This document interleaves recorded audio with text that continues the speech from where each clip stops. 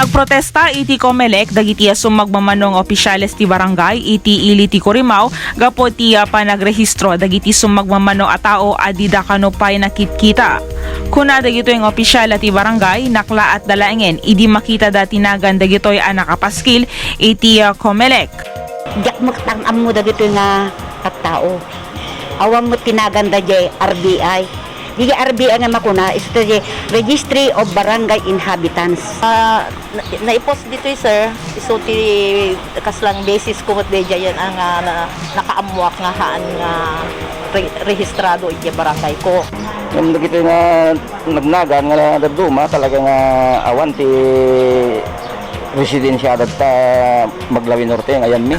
Kuna ti abogado dagitoy nga opisyal patyenda saan a bona fide resident dagitoy a nagrehistro. And they believe that some of the registrants and transfers of voters from other municipality and other places are not bona fide residents of this municipality.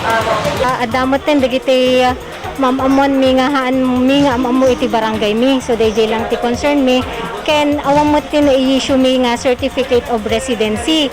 No apay nga nakarehistro damot ten. Irayla ang bigat ket naiway ti umuna a hearing iti Comelec. To the satisfaction of the election officer naman, sabi naman niya sa akin satisfied naman siya na yes, resident sila doon. Yung iba nagtatrabaho doon, yung iba nakatira doon dahil nakapangasawa doon. So ang sabi ng ating election officer, valid naman daw yung registration nila dahil na-meet naman yung residency requirement.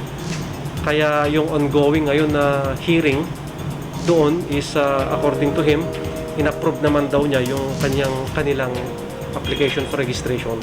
Inayon ti Provincial Election Supervisor asaan pa'y apinala tiya desisyon.